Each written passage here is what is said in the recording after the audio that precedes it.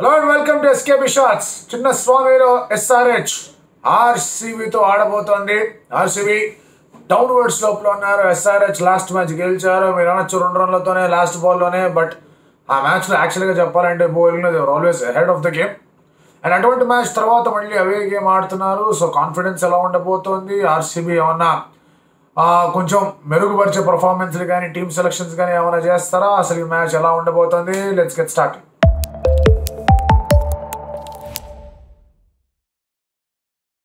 Sunday double header తర్వాత perfect Monday. ఎందుకంటే సాధారణంగా మంచి వీకెండ్ వచ్చిన తర్వాత మండే ఏం పోతాం ఆఫీస్కి వర్క్కి అనుకుంటూ ఉంటాం. ఆ మూడికి ఇంకొంచెం ఎక్సైట్మెంట్ యాడ్ చేస్తుంది. ఎందుకంటే తొందరగా వర్క్ ముగించుకొని రండి, లేకపోతే కనుక ధమాకా మిస్ అయిపోతారు అని. ఫుల్ ఊపు మీద ఉన్న ఎస్ఆర్హెచ్ అండ్ అలాగే కాస్త బొప్పి కట్టి ఉన్న ఆర్సీబీ. కాస్త కొంచెం గట్టిగానే తగిలే వాళ్ళకి దెబ్బలు. ఒకే గేమ్ గెలవగలిగారు వాళ్ళు.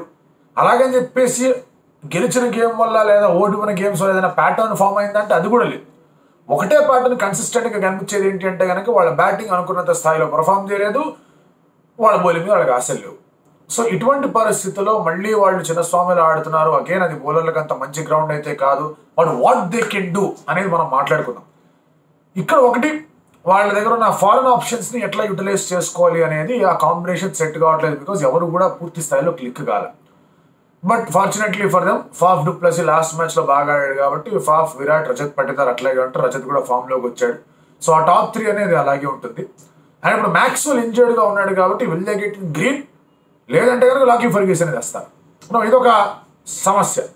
ఇక్కడ ఏమవుతుందంటే బౌలింగ్ బాగాలేదు కదా, బౌలింగ్ బెటర్గా తీసుకుందామా? ఎస్ఆర్హెచ్ విషయానికి వచ్చేస్తే కనుక భయంకరంగా బాధపడేసే బ్యాటర్స్ ఉన్నారు. అభిషేక్ శర్మ ఫుల్ ఫ్లోలో ఉన్నాడు, ఆండ్రిక్ క్లాసన్ ఫుల్ ఫ్లోలో ఉన్నాడు. వీళ్ళిద్దరు కలిసి 6ల మీద 6లు కొడుతూ ఉన్నారు. దానికి తోడు ట్రావిస్ హెడ్ కూడా ఉన్నాడు. అది కాదనుకుంటే మార్కరం ఉన్నాడు. ఏంటిది ఇలా ఉంటే అలా? షాబాజ్ మేము పంపించాం, అతనేమో అక్కడికి వెళ్ళి కావాల్సిన టైంలో 6లు కొడుతున్నాడు, మళ్ళీ మా దగ్గరికి వచ్చి కొడతాడా? ఇది మాకు ఆనవాయితీ కదా, ఇలాంటివన్నీ ఆలోచిస్తూ ఉంటారు వాళ్ళు. సో ఇటువంటి పరిస్థితుల్లో వాళ్ళ దగ్గర ఉన్న డైలమా ఏంటి అంటే కనుక ఇద్దరు ఫాస్ట్ బౌలర్లతో వెళ్ళాలా, లేదంటే కనుక గ్రీన్ తెచ్చేసుకోవాలా? Ideal case scenario to get back Green. ఎందుకంటే Green will give you overs. Green ఏమి సరే మీరు అబ్జర్వ్ చేసుకుంటే కనుక ఇంటర్నేషనల్ స్టాండర్డ్స్ ప్రకారం, సాధించిన ఘనత ప్రకారం, వేసిన ఓవర్ల ప్రకారం 2 బెటర్ ఆప్షన్స్ ఉండొచ్చేమో ప్యూర్ బౌలింగ్ పాయింట్ ఆఫ్ వ్యూలో. బట్ మేము మ్యాక్స్వెల్ యొక్క బ్యాటింగ్ ని కూడా కవర్ చేయాలి. అంటే మ్యాక్స్వెల్ ఏం బ్యాటింగ్ చేశాడు అని చెప్పేసి సెటైర్లో తప్పుడే. మ్యాక్స్వెల్ బ్యాటింగ్ చేయగలడు, క్లిక్ కాలేదు అంతే ఈ ఒక సీజన్లో. సో గ్రీన్ రావడం అనేది కరెక్ట్గా అనిపిస్తోంది. అండ్ బౌలింగ్ అంతకన్నా చేసేది ఏమీ లేదు. పదే పదే చెప్పేదే, బౌలింగ్ని మార్చేద్దాం, టింకరింగ్ చేద్దాం, వెల్డింగ్ చేద్దాం, సోల్డరింగ్ చేద్దాం అనుకుంటే ఏమీ అవ్వదు. సో అది యాక్సెప్ట్ చేయాల్సిన ఒక రియాలిటీ.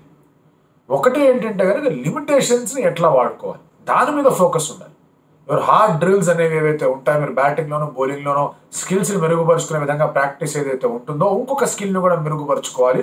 ఎస్పెషల్లీ లిమిటెడ్ ఓవర్స్ ఫార్మాట్లో మీరు ఏం చేయాలి అంటే కనుక 2 ఎండ్స్ ఉంటాయి. 2 వికెట్లు అన్నా తీయాలా, లేదా 120 బాల్స్ అన్నా వేయాలి. సో 120 బాల్స్లో మీరు ఓవర్ విభజించుకుంటారు. ఎవరెవరికి 4 ఇవ్వాలి, ఎక్కడెక్కడ ఏంటి పరిస్థితి ఒక ప్లాన్ ఉంటుంది. సరే ఆన్ ద గో ఆ ప్లాన్స్ కొన్ని మారుతూ ఉండొచ్చు. బట్ మీ డ్రాయింగ్ రూమ్లో ఎటువంటి ఫీల్డ్ సెట్స్ పెట్టుకొని వేయాలి, ఎటువంటి లెన్స్ వేయాలి, ఎటు side of the boundary are the stumps అనేది బ్యాటర్స్ని కొట్టేలాగా చేయాలి అనే దానికి తగ్గట్టుగా ప్లానింగ్ చేసుకొని రావాలి. ఇంకా that is how RCB can do better in their bowling. ఇంకా బ్యాటింగ్ విషయానికి వచ్చేస్తే కనుక ఎస్ఆర్హెచ్ దగ్గర మంచి బౌలింగ్ అటాక్ ఉంది.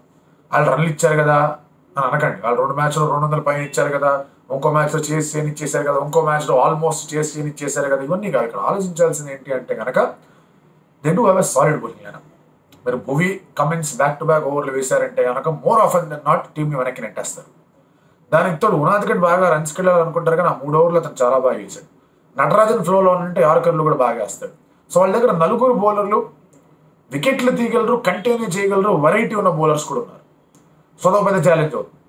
సరే ఇప్పుడు ఎస్ఆర్హెచ్కి స్పిన్నర్ ఎవరు అనే క్వశ్చన్ రావచ్చు. ఆ యాంగిల్లో ఆలోచించుకుంటే ఆర్సీబీకి ఎస్ఆర్హెచ్కి ఒక ప్రాపర్ స్పిన్నర్ లేడు, కాదనట్లేదు, ఒప్పుకుంటాం. కానీ మల్టిపుల్ రిసోర్సెస్ అనేవి ఇక్కడ కనిపిస్తూ ఉన్నాయి. మీరు అబ్జర్వ్ చేయండి, షాబాజ్ బౌలింగ్ వేయగలడు, అభిషేక్ శర్మ బౌలింగ్ వేయగలడు, అండ్ లెఫ్ట్ ఆర్మ్ స్పిన్నర్లకి దొరికాడు, ఫాఫ్ దొరికాడు, విరాట్ కోహ్లీ దొరికాడు. దొరికిన సందర్భాలు ఉన్నాయి కాబట్టి ఖచ్చితంగా 1 ఓవర్ లాగించేస్తారు, 2 ఓవర్లు లాగించేస్తారు. నితీష్ కుమార్ రెడ్డి బౌలింగ్ వేయగలడు. సో ఈ 3 బౌలర్లు పెట్టుకొని you can still get away some 5 or 6 overs. అది గుర్తుపెట్టుకోవాలి. 5 ఓవర్లు వచ్చిన చాలు, మిగతా 4 రేసి 15 ఓవర్లు వేస్తారు. అండ్ వికెట్ టేకింగ్ అబిలిటీ కూడా చాలా సాలిడ్గా ఉంది. భూమి ఏదో ఫామ్లో లేడని కూడా లాస్ట్ 2 మ్యాచ్లు చూపించాడు. దేఖో మై ఆగే అన్నాడు. అండ్ ప్యాట్ కమిన్స్ కూడా టఫ్ ఓవర్లు వేసేస్తున్నాడు, వికెట్లు తీసేస్తున్నాడు, గెలుపుకి మంచి పునాది వేసేస్తున్నాడు. సో ఇటువంటి పరిస్థితుల్లో ఆర్సీబీ బ్యాటర్స్ కూడా they need to pick a few overs. Power ప్లేలో ఎవరిని అటాక్ చేయాలి, మిడిల్ ఓవర్స్లో ఎవరిని అటాక్ చేయాలి, డెత్ బౌలింగ్లో ఎవరిని అటాక్ చేయాలి, అటాక్ చేస్తే కనుక ఏం చేయాలి, ఒక పక్కా ప్రణాళిక అనేది ఉండాలి. So they need a proper finisher, ఎవరైతే లాస్ట్లో బాగా కొట్టి ఆ స్కోర్ బోర్డ్ని కొంచెం ముందుకు కదిలించగలడం. సో అదిలో దినేష్ కార్తిక్ మంచి ఫామ్లో ఉన్నాడు, లాస్ట్ మ్యాచ్ బాగా ఆడాడు, ఈ ఒక టోర్నమెంట్ అంతా అతను బాగా ఆడుతూ వచ్చాడు. సో దినేష్ కార్తిక్కి తోడు ఇంకొక ఫినిషర్ కావాలి. అది వాళ్ళు ఆలోచించుకోవాలి, ఎవరు అవ్వబోతున్నారు, ఏం చేయాలి, ఏంటి పరిస్థితి అని. ఎందుకంటే ఇప్పుడు గ్రీన్ ఆడుతున్నాడంటే కనుక green is at number 3, Rajat Patidar is at number 4. So ఇటువంటి పరిస్థితుల్లో యూ హ్యావ్ టు థింక్ ఏంటిది ఎలా, ఏం చేసుకోవాలి, ఏది వర్కౌట్ అవుతుంది అని.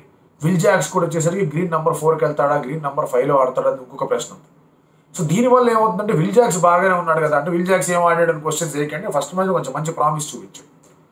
సో దాంతో బౌలింగ్ కూడా చేశాడు, వికెట్ కూడా తీశాడు, ఆఫ్ స్పిన్ కూడా వేయగలడు. మ్యాక్స్వెల్ లేకపోతే ఖచ్చితంగా రీప్లేస్మెంట్ అతను. బట్ అతను ఓపెనింగ్ బ్యాటర్. సో 1 డౌన్లోనే ఆడాలి మోస్ట్లీ. ఆ తర్వాత సంగతి ఏంటో అర్థం కాదు. Green can finish, that is a bigger question.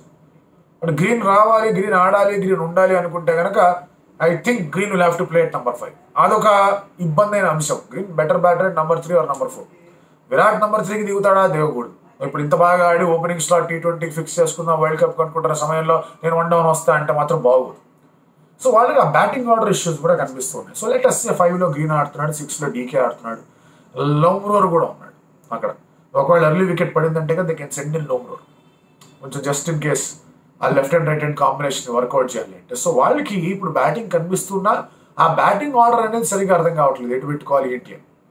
Rajat Patidar is a very good bowler of pace bowling, అది ముంబై వాంఖేడే వికెట్లోనే చూసాం.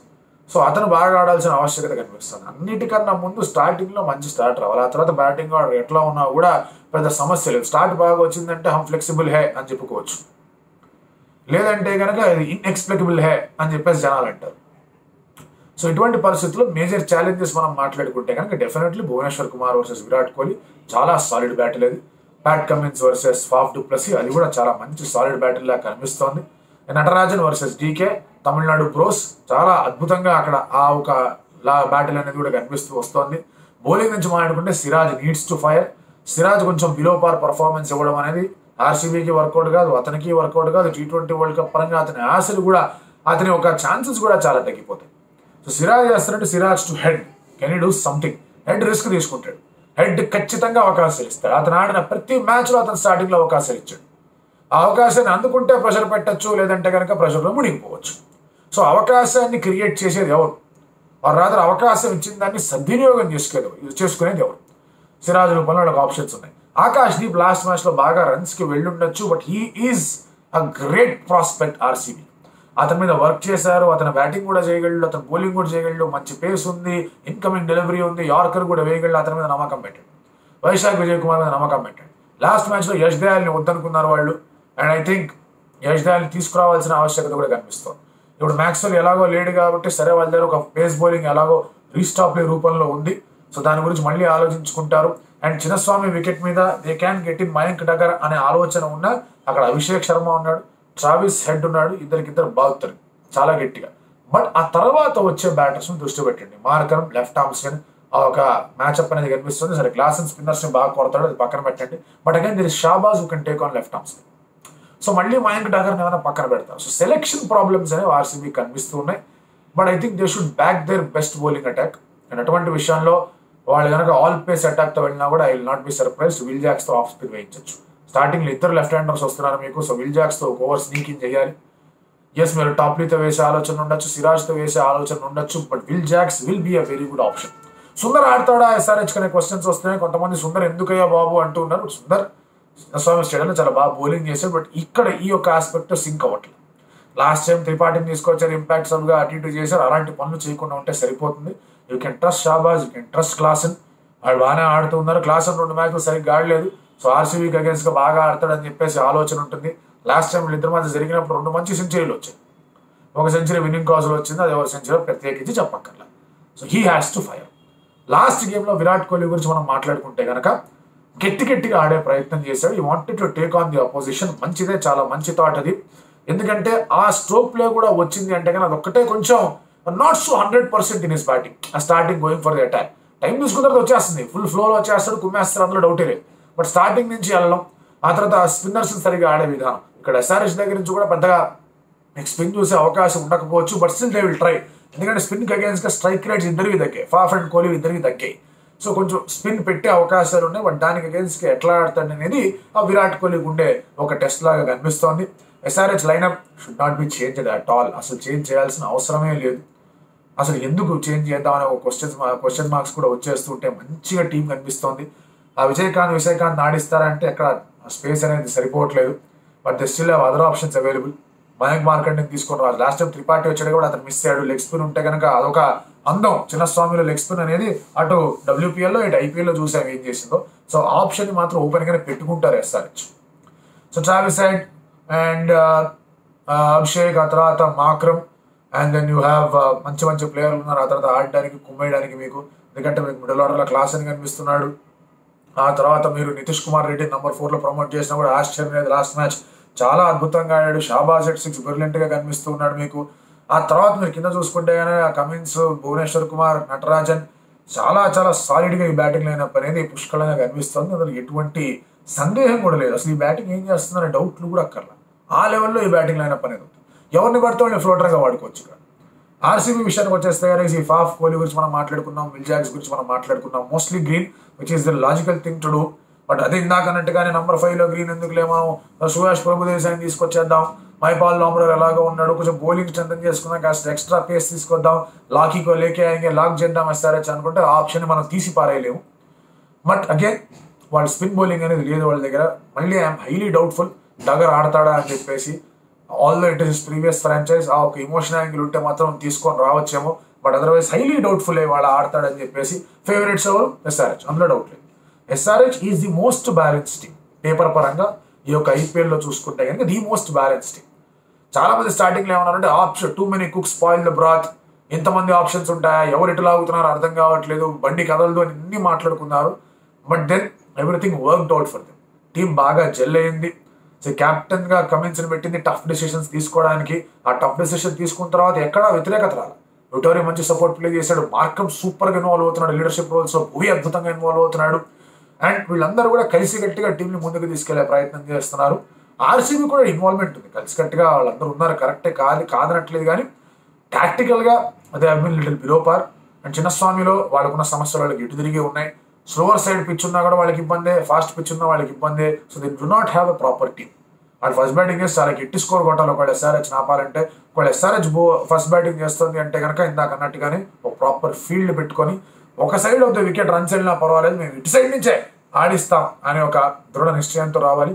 హెవీ ఫేవరెట్స్ గా ఎస్ఆర్హెచ్ ఉంటారు. బట్ లెట్ us see, ఎందుకంటే ఆర్సీబీకి ఇంకా అన్ని మస్ట్ విన్ గేమ్స్ లాగే తయారవుతూ ఉన్నాయి. యాజ్ ఆఫ్ నో వాళ్ళకి ప్లే ఆఫ్స్ ఛాన్సెస్ అనేవి కష్టంగానే కనిపిస్తూ ఉన్నాయి.